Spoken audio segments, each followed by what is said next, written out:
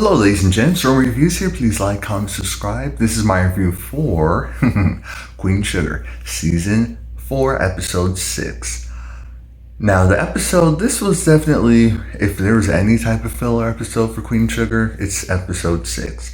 So we can get through this pretty quickly. The episode starts off with Nova, and Nova with her ex, older, manipulative, jealous girlfriend, teacher, professor, and Nova gets news that she's going to be invited to another thing for her book, and her teacher kind of goes and slaps her back into reality, and it's like, okay, this is someone who is clearly a hater, clearly jealous, clearly was upset that you got more success than her. She wants you to have success because it makes her look good, but it does not help if she doesn't also get accolades as well. She's one of those people.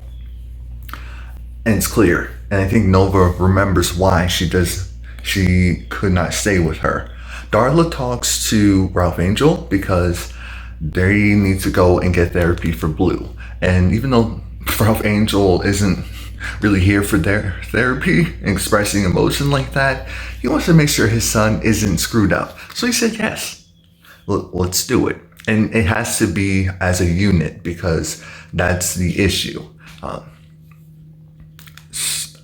Charlie is officially running for mayor, and you see Micah there. Of course, Micah's going to be there in support. He loves this kind of stuff. Look at Proctor. Look at him have a little girlfriend. So this woman who apparently he knew when she was younger, much younger, is coming to help. And it was the cutest thing, them kind of light flirting. And I said, this is so grown. I love it. And that really made me happy. And he had this huge smile on his face. And Charlie is talking to her boyfriend, who is just, what's his name? Romero, who's just encouraging her, but also wants to make sure that she is ready for this, because he said, look, the Landrys are a lot. They're a lot and they are dangerous. Are you sure you want to do this? That's the thing. A lot of people know that the Landrys are trash. The Landrys are just that group. They are trash. They are tragic. And it's dangerous being around them, knowing them, going against them. Charlie said, I can handle it. Aunt Vi is still having issues from seeing Jimmy, and she's trying to play it cool like she's okay, but she is not. Nova now is doing this interview, and remember, now people are putting the pieces together that Nova doesn't have a great relationship with her family, so now they're kind of going at her with that. This interviewer even asked Nova about Charlie running for governor, and Nova did not know. She didn't know, and which caused her to stumble, because he said something to the effect of, well, do you think you inspired your sister to run for governor? And she didn't know. She didn't know what to say. So her temporary boo jumped in and gave some generic answer, and I'm just like, this isn't going to work. This is not going to work. Blue was in therapy, and the therapist is good. She's good. She's nice. She's cute, and she's good at her job. She realizes, hey, if Blue doesn't want to talk to me, maybe Kendra will. And so Kendra essentially says that, yeah, Blue doesn't necessarily feel happy about the situation or what his friend told him. And so then they get Blue out, and she says that Blue's actually adjusting really well. It's going to take a while though, because he may not understand what that fully means, which is why maybe he's okay right now. So she has them create lists to go and showcase what dreams they have for Blue, for them and Blue. Darla's writing like like nobody's business, while Ralph Angel, he couldn't really come up with anything on the spot. But remember, Ralph Angel has had Blue almost the entire time, which means that he's already living out his dreams and what he wants to do with his son in real time. Darla has only recently started to do that again, but I don't think he's thinking of it like that. Now, on Vi, she's not feeling well. And she calls her doctor, and she's afraid that she's having flare-ups, that whatever she has is coming back with full force. And the doctor actually said her levels are normal, the tests are fine. But yeah, you could have a flare, a mental flare, due to something. Was there any stress trigger that recently happened? And she said, yes, my ex. The biggest one of them all. Really? Okay.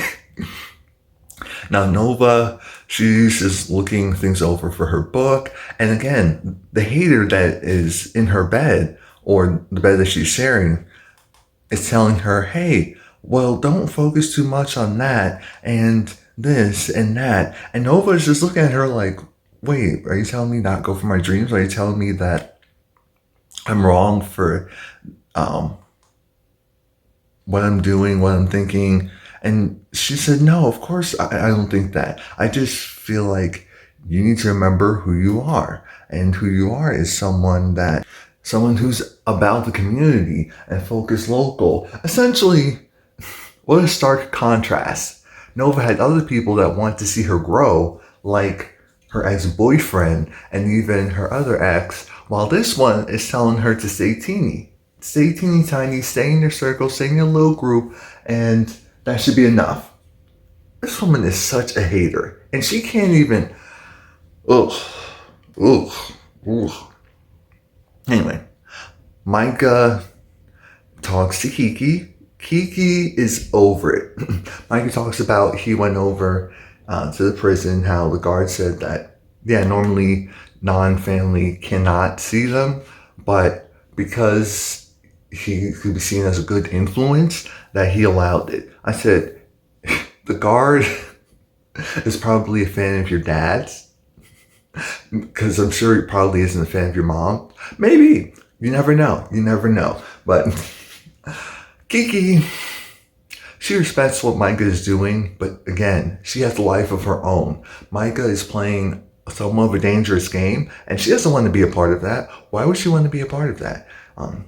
And again, I respect it. Kiki doesn't have the luxury of being able to just do what she wants to do and things turning out fine.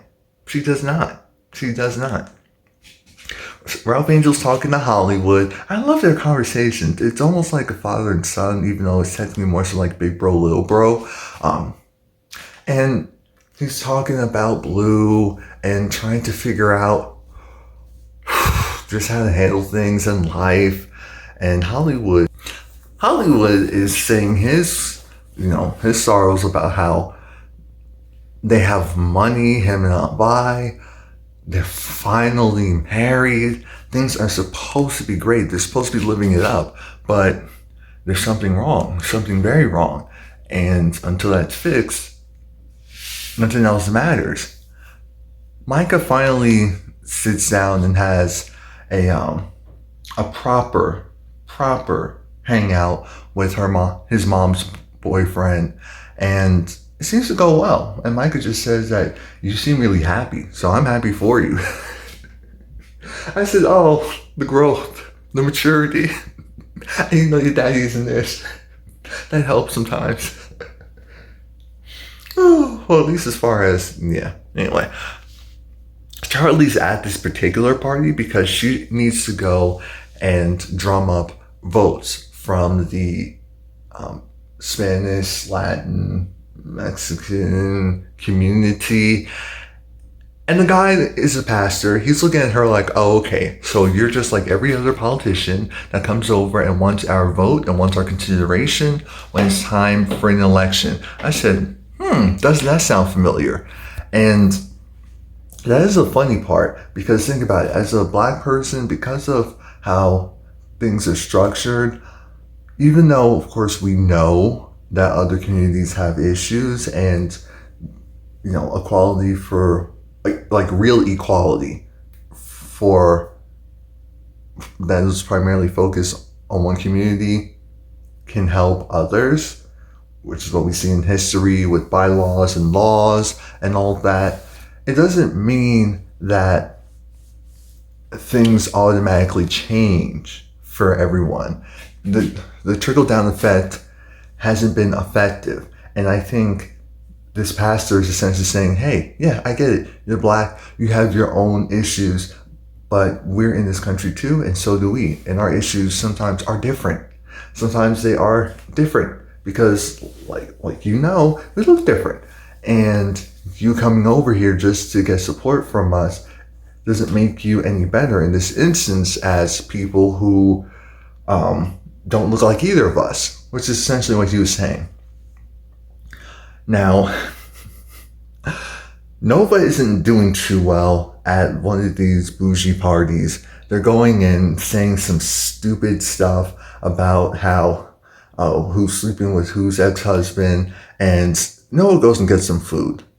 Her temporary girlfriend goes and blocks her opportunities because this other writer wants a fresh perspective, and her girlfriend tries to say, oh, no, she's focused on this and that. Maybe, you should get your perspective from me.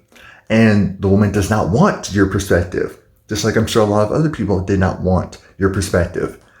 Hater. Charlie is dancing with her boo, and he's just saying how proud he is of her, and they actually do it. Charlie finally gets her some, and it was nice because I said, ooh, Charlie needs this. She needs this. He needs this. It's a stress reliever for both. Things are going to be very interesting after this, and I'm happy because it's like a reset for her. She needs this. Nova was out. Nova left that party, went outside to the bar, and started talking to this guy who was hitting on her. And she's like, hey, what's a pretty woman like you doing outside of the party talking to me? And even though she didn't pursue anything with him, it was kind of nice to be wanted and put on a pedestal, even if it was just for a moment, by someone versus this woman who is intellectually tearing her down and stifling her growth. Like, no, we don't subscribe to any of that mess. Blue, he's talking to Darla and talking to Ralph Angel, and for whatever reason, he has this story about penguins and how penguin parents handle childbirth and raising children. Penguin parents, what they do is the mother lays the egg and then leaves the egg with the father to go and hatch and raise. And so it completely mirrors what happened with Darla and Ralph Angel. And I'm like, wow. Did Darla buy that book for him or something? Or was that book from therapy? Because that's a good book. That's a good book. And that's something that he can get. And I said, well, that I'm sure that helped out a lot of parents who are going through similar issues. And next thing we know, Charlie, she goes back and she's looking at, what's his name? I don't remember his name. The pastor. And the pastor still isn't really too interested in hearing from her. But then Charlie switches tactics. She's like, look, yeah, in my community, with the farms and the black farmers and how and so then he was like, yeah, I get it. Just like how in mine, we have this issue and that issue. It's like, instead of us not really seeing each other as equals and realizing that we're just fighting each other when we are not each other's enemy. We are not the problem. They are. Them are. So once we start going against them, then we really have something. And essentially, he was just like, look, I can't promise you anything, but I can promise you that I will listen to what you have to say, and I will be open to getting others to do the same, but that's it. And she said, look, this is a marathon, essentially. And that's how she should look at it, because you need to be able to invoke real change and really have the community on your side. So I said, cool. Aunt Vi was trying to separate from Hollywood because she said she just needs some space and she's sorry. And Hollywood said, this is for better or for worse. Sickness and in health. I meant and mean those vows. So if you need some space, I'll sleep in the other room.